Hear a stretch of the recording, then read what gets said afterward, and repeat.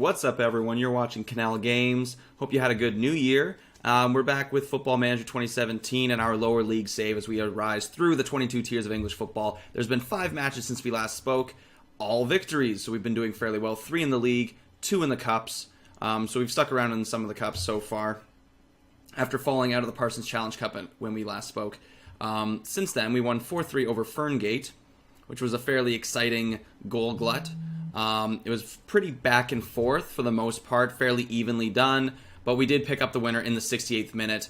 Overall, pretty good match for us. Our strikers did well, Nathan Randall and Matthew Clark both scoring a brace, so I did say that I was a little bit concerned about our production from our strikers in the early part of the season, but as you'll see as we progress through these games, they've more than allayed those fears, and I've been feeling pretty good about them moving forward. We then played against a familiar opponent, Cuckfield Development. We were in the division with them last season, as you recall, in the Mid Sussex Junior Cup, and we won 2-1. Matthew Clark, and they scored an own goal. We did go down 1-0 early on, and I was a little bit concerned, but it wasn't our best performance, but we did manage to pull it out in the end. We then beat Burgess Hill Albion, their B squad, 3-0, with Ryan Hutchison scoring from a corner kick. We've actually been doing really well with corners this year. Jack Humphrey already has 3 goals as our other center back, and Hutchison, I think, has 2. But maybe this is his first, I can't recall. Matthew Clark then added 2, including a penalty. And you can see we didn't really dominate, but we did limit them to only 2 shots on target. We had 7 of our own chances, so we did get the better of the chances, and we had a fairly good lead early on and sort of rode that to the finish line. In the Mellons Challenge Cup, second round, we played Handcross Village in back-to-back matches, home and away, one of them in the league. So the first one was a 3-0 victory. Nathan Randall and Matthew Clark once again finding the back of the net. And you can see this was an absolute dominating performance. 22 shots. We should have had more goals, if I'm entirely honest. The bulk of possession was in our favor, and Handcross Village didn't even get a sniff. Their one shot on target was a fairly poor effort from long range, sort of dribbled in and bounced to the keeper, and that was an easy save for Lee Ashton to make, which is a good thing because he isn't all that good, so at least compared to what we were used to last year with Niall Mayer. So our rematch against Handcross Village, as you may expect, this one we were away, so at their home field, and they put up a much better fight. As you can see here, fairly evenly contested. Although we were up 2-0, they did pull one back and made it a little bit of a nail-biter until the end, but we were able to secure that victory in front of a paltry 13 fans. We've been doing fairly well with our support. I guess that doesn't go for the other clubs in the division. Today we're going to be looking at our matchup against Ditchling. It is an away game, but it isn't in the division. If we take a look at the table, you can see that we are sitting top right now by only 2 points, but we are sort of top of the class in terms of goals. We score quite a few goals, and we're not exactly a stalwart defensive club, but a lot of the times those goals are later on. Obviously that 4-3 win, that's the bulk of the goals right there as well. So we're doing fairly well. We're moving towards the halfway point. This will be our 7th matchup of the season. There are only 18 games in this competition. I did play quite a few. We did sign a couple more players. So we signed a couple wingers, actually. Joe Harrison got injured once again.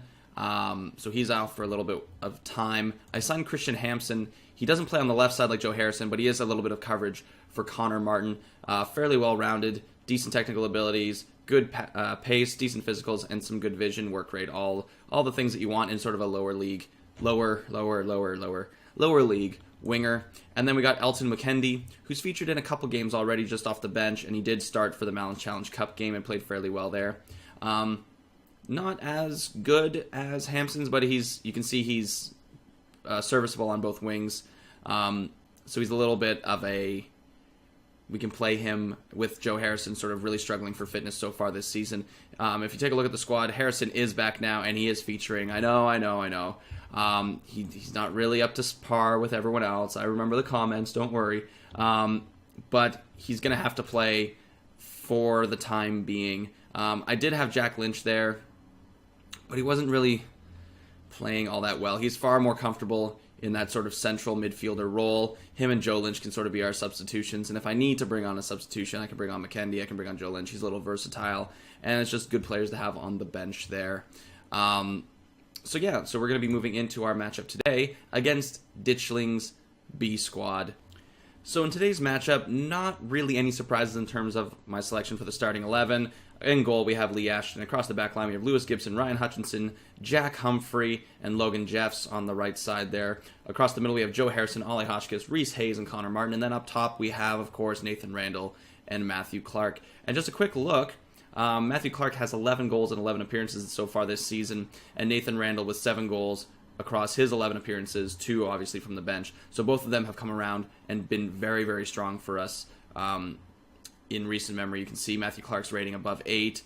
Nathan Randall's approaching 8. So they've really been key players in our good stretch of form earlier. So hopefully that will continue as we move into this live commentary today.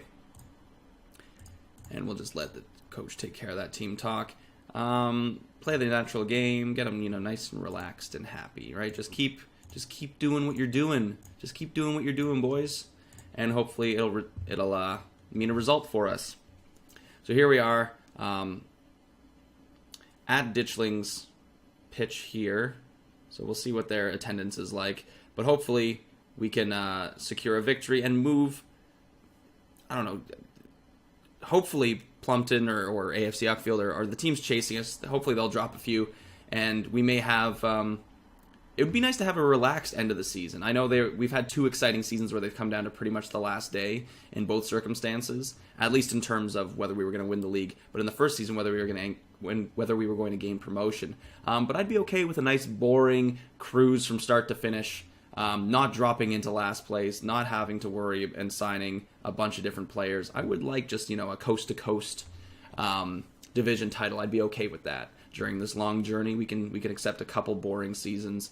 So why not make it season 3? Reese Hayes plays it over to Connor Martin. He's dangerous on the wings, usually has some good technical ability, can cut in. Plays over to Reese Hayes. Reese Hayes to Hotchkiss. Hotchkiss with some space plays into Randall with his back to goal. Plays it over to Martin. Martin back to Hayes. Over to Hotchkiss. Randall's got some space, but Harrison finds some room on the wing. Can play in across. Misses Clark. Martin snatches at it, but it was going wide. It's sort of salvaged there a bit. Joe Harrison sort of flubs that in the box, but he gets it back on the wing, and he gets dispossessed there by Tuck, and the highlight ends. Jeff's with a dangerous throw in here. He can cross that in. Falls to Hayes. Hayes can take a shot. It falls to Harrison on the deflection. Hotchkiss out wide. Plays it into Jeffs. Jeffs doesn't really know what to do with it there. It's unfamiliar territory for him, and he gets dispossessed. It's played long. Barnett picks it up, and they could have a little bit of a chance here, but we do have numbers back. Okiki plays it up to Barnett. Barnett into ball. Jeffs dispossesses him back into a very defensive role, which is where he thrives. It's played up. Hutchison heads it clear, and Rogers can pick it up in the middle of the park. A little bit of pressure there from Ditchling, but nothing really comes of it, of danger, and yeah, it's the end of that one. Hotchkiss plays this one into the box on a free kick. It's headed towards, from Hutchison, but no one can really get on the end of that. We are dominating possession early on, but haven't really been able to come up with any quality chances, and we're over half hour gone in this league matchup so far. We're pretty much flying along. Ball snatches at that chance, and it goes well wide. It was a fairly fast-paced game so far. A couple highlights, but nothing really to write home about, and we're really jumping through this match, at least through the first half so far. Couple yellows for Ditchling on the as we close to the end of the first half. Another possible highlight for Ditchling as they move forward. Ball's got a step on Jeffs down the wing. Not really a whole lot of help in the middle. Jeffs with a very dangerous tackle, but it works out in the end. And is able to scramble it away. Okiki with the ball in the middle of the park. Plays it back to Rogers. Rogers into Downs. I would like them to close him down. I would like a nice counterattack. We could go for a nice little counterattack goal to Clark or to Randall. Don't need this team movement. Hayes scrambles it away. Randall's got pace, and here we go. Flying down the pitch. Just needs to get past one defender. Plays over to Martin. Martin with a good shot, but it's steered aside by the Ditchling goalkeeper. Harrison can whip it across now. This is where we've been dangerous so far this season. No one can get on the end of that one.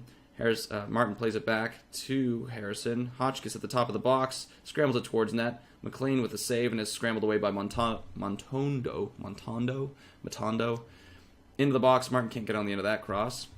A lot of tricky names today. Or maybe I'm just not on my game.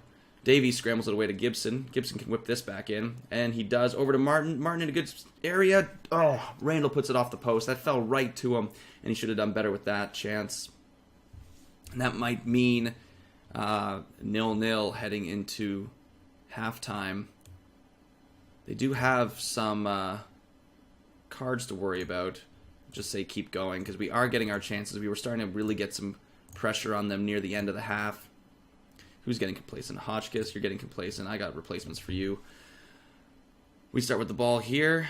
See if anything can come from this. We've had a couple of those, right from kickoff highlights that have really turned into something for us. Not this time, though. Hopefully we can pull something together here, though. First substitution coming from Ditchling. We may have to think about ours. Matt Sargent, we need a goal, and our worst players in terms of ratings right now are our strikers, and Matt Sargent doesn't really offer anything different than Nathan Randall or Matthew Clark, so I don't really see that as solving our issues. Hotchkiss puts it off the crossbar, and it's scrambled away for a corner. We have 9 shots to their 1.